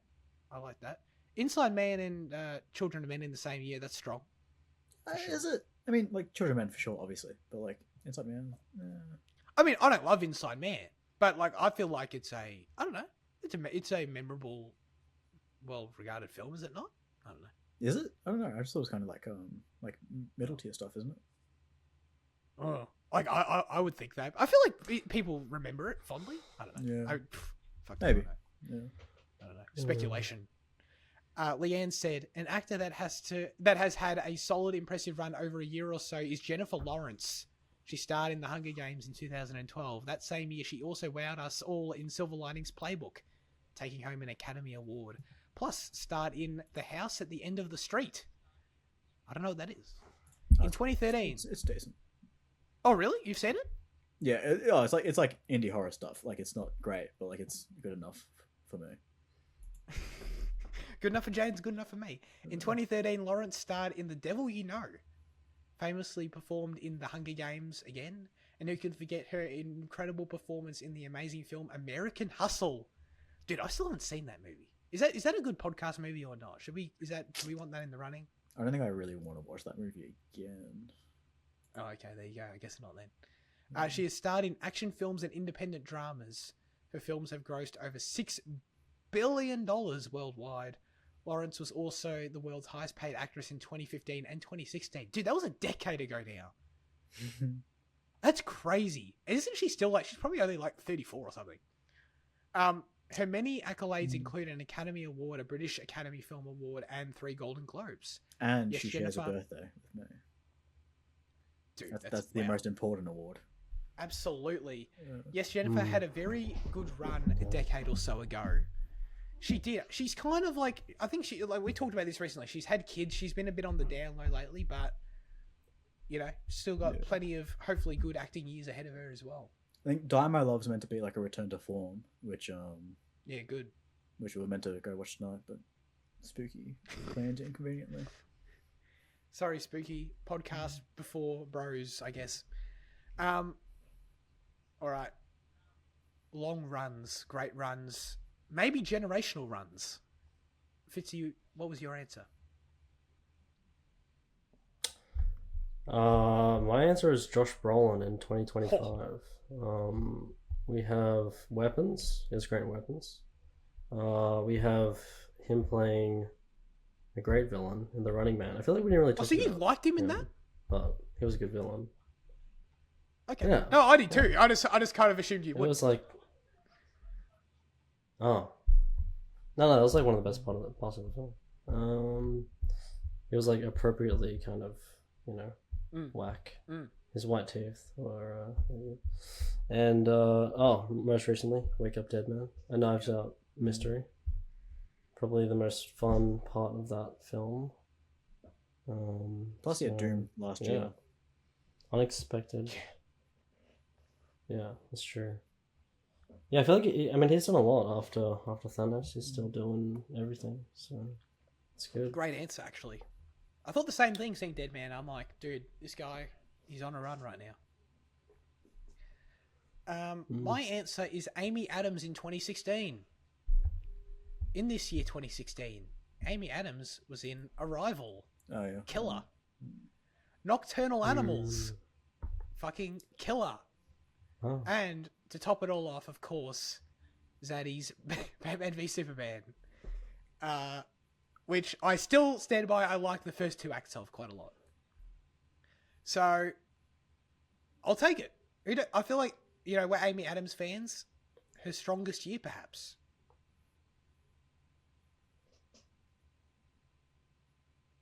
Jaden.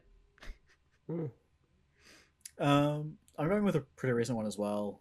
Probably doesn't really stack up to your 2, but I think Kaylee Spaney's having quite a good 18 months. With Priscilla, Romulus, Civil War, Wake Up Dead Man now. It's stacking up with quite a few strong films back to back to back.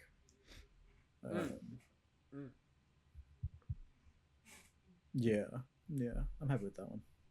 Yeah, Also, I couldn't think of That's anything good. else. Quite short notice. No, that's all right.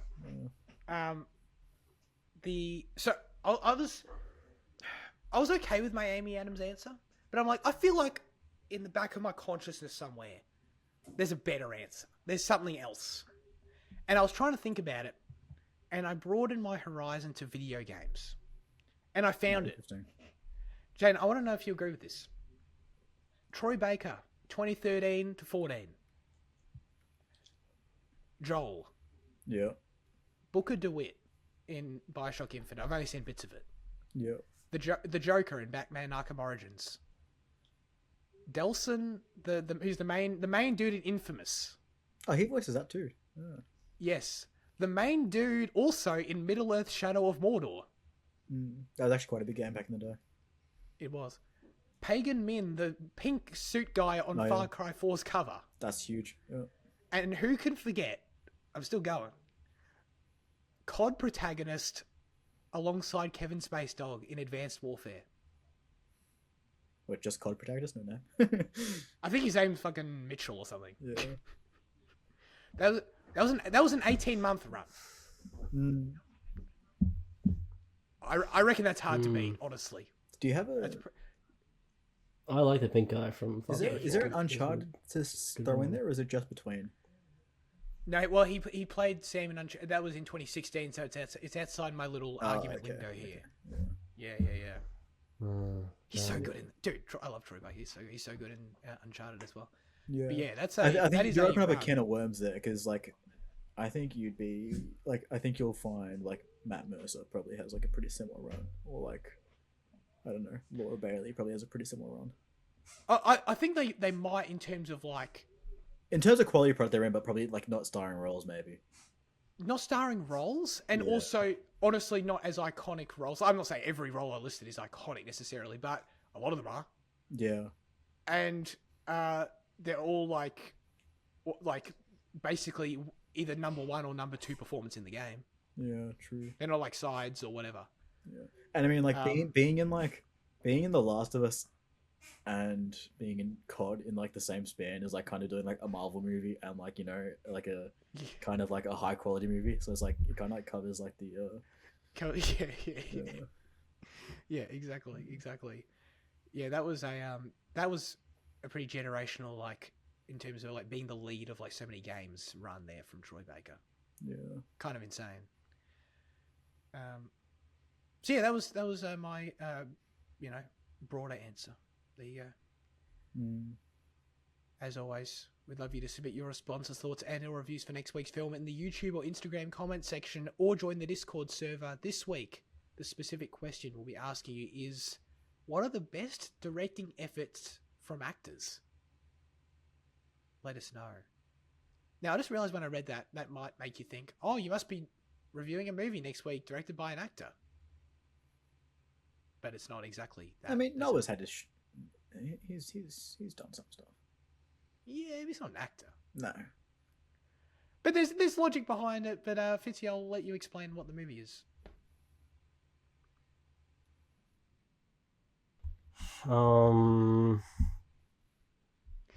Wait, what did you say? Sorry? You can just say that we're reviewing Jay Kelly next week and where it is. Oh yeah, it's on Netflix. Yeah, Luke's seen this film. Noah Baumbach. It doesn't really look like a Noah Baumbach film, but you know, what is a Noah Baumbach film these days? I feel like he hasn't. Has he done anything since Marriage Story? White Noise. Oh yeah, true. That was Netflix as well.